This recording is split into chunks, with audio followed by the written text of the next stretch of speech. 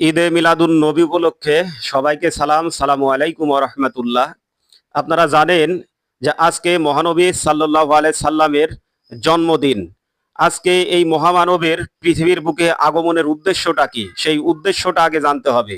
সেই উদ্দেশ্যটা হচ্ছে, পবিত্র কুরআনে ৩টা আয়াতে বলা আছে, আমি আপন রসুলকে প্রেরণ করিয়াছি হেদায়া ও সত্য দিন সহকারে, অন্যান্য দিনকে ধ্বংস করে দিয়ে আল্লাহ দেওয়া এই দিনকে প্রতিষ্ঠা করার জন্যে। তাহলে আমাদের মহানবী সাল্লাল্লাহু আলাইহি সাল্লামের পৃথিবীতে আগমনের উদ্দেশ্যটা আমরা জানতে পেলাম পবিত্র কুরআনের সূরা তওবা ৩৩ ফাতা ২৮ সফ ৯ নম্বর আয়াতে। এখন আমরা এই যে বিভিন্ন অনুষ্ঠান পালন করছি তার জন্মদিন উপলক্ষে, এই অনুষ্ঠানটা শুধু যদি মুখের বয়ান এবং রাজপথে এই মিছিলের মাধ্যম দিয়েই যদি পালন করতে থাকি, তাহলে উদ্দেশ্য হাসিল হবে না। তাই সবাইকে মিলে তার আগমনের উদ্দেশ্যটা কি, দিন কায়েম করা। দিন কায়েম করলে কি হবে, সমগ্র পৃথিবীর বুকে অন্যায়, অশান্তি, যুদ্ধ, রক্তপাত, খুন, ধর্ষণ বন্ধ হবে, রাহাজানি, মারামারি, ছিনতাই বন্ধ হবে। এই দিনটা কায়েম হলে এইগুলো কায়েম হবে।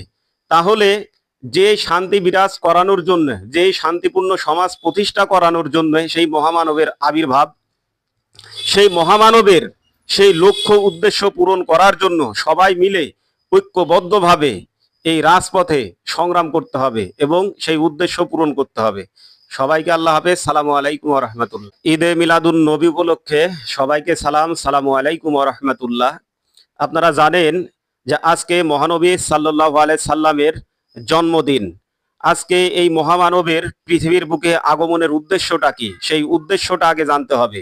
সেই উদ্দেশ্যটা হচ্ছে, পবিত্র কুরআনে ৩টা আয়াতে বলা আছে, আমি আপন রসুলকে প্রেরণ করিয়াছি হেদায়া ও সত্য দিন সহকারে, অন্যান্য দিনকে ধ্বংস করে দিয়ে আল্লাহ দেওয়া এই দিনকে প্রতিষ্ঠা করার জন্যে। তাহলে আমাদের মহানবী সাল্লাল্লাহু আলাইহি সাল্লামের পৃথিবীতে আগমনের উদ্দেশ্যটা আমরা জানতে পেলাম পবিত্র কুরআনের সূরা তওবা ৩৩ ফাতা ২৮ সফ ৯ নম্বর আয়াতে। এখন আমরা এই যে বিভিন্ন অনুষ্ঠান পালন করছি তার জন্মদিন উপলক্ষে, এই অনুষ্ঠানটা শুধু যদি মুখের বয়ান এবং রাজপথে এই মিছিলের মাধ্যম দিয়েই যদি পালন করতে থাকি, তাহলে উদ্দেশ্য হাসিল হবে না। তাই সবাইকে মিলে তার আগমনের উদ্দেশ্যটা কি, দিন কায়েম করা। দিন কায়েম করলে কি হবে, সমগ্র পৃথিবীর বুকে অন্যায়, অশান্তি, যুদ্ধ, রক্তপাত, খুন, ধর্ষণ বন্ধ হবে, রাহাজানি, মারামারি, ছিনতাই বন্ধ হবে। এই দিনটা কায়েম হলে এইগুলো কায়েম হবে। তাহলে যে শান্তি বিরাজ করানোর জন্য, যে শান্তিপূর্ণ সমাজ প্রতিষ্ঠা করানোর জন্য সেই মহামানবের আবির্ভাব, সেই মহামানবের সেই লক্ষ্য উদ্দেশ্য পূরণ করার জন্য সবাই মিলে ঐক্যবদ্ধভাবে এই রাজপথে সংগ্রাম করতে হবে এবং সেই